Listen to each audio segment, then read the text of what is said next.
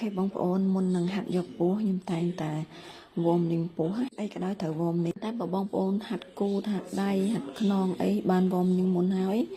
ដល់ពេលបងប្អូនត្រូវហាត់ពោះអីអញ្ចឹងថ្ងៃមួយគ្នាអញ្ចឹងបាច់ចាំធ្វើវមនេះទេតែនេះខ្ញុំអត់បានហាត់អីទាំងអស់បងឡាខ្ញុំគឺចង់ហាត់ពោះហ្នឹងមកខ្ញុំត្រូវវមអាប់ពោះខ្ញុំដោយខ្ញុំធ្វើអញ្ចឹងកោងខ្នងឡើងលើហើយផើតពោះឲ្យអស់ផើតឲ្យអស់ដកដង្ហើមចេញឲ្យអស់ផ្លុំចេញឲ្យអស់ធ្វើមិនឲ្យពោះនឹងផើតខ្លាំងហ្មងទៅលើតបមកក៏ប្រឡែងមកវិញធម្មតាហើយចុះមកវិញ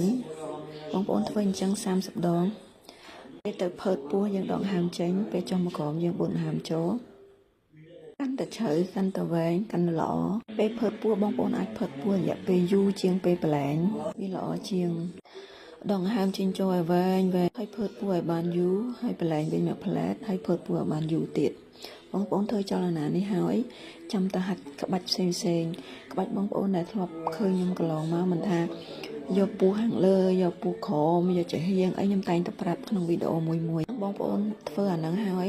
បងប្អូនកុំភ្លេចទៅធ្វើលំហាត់ផ្សេងទៀតយកពោះលើពោះក្រោមពោះចំហៀងត្រូវធ្វើមិនឲ្យបាន4ក្បាច់ក្នុងពោះមួយ5 6ក៏បានដែរបើស្នើពោះកាន់តែធំខ្លាំងច្រើនពេកហើយក្បាច់ចលនាវ៉មអាប់នេះដែរក៏វាជួយដល់ពង្រឹង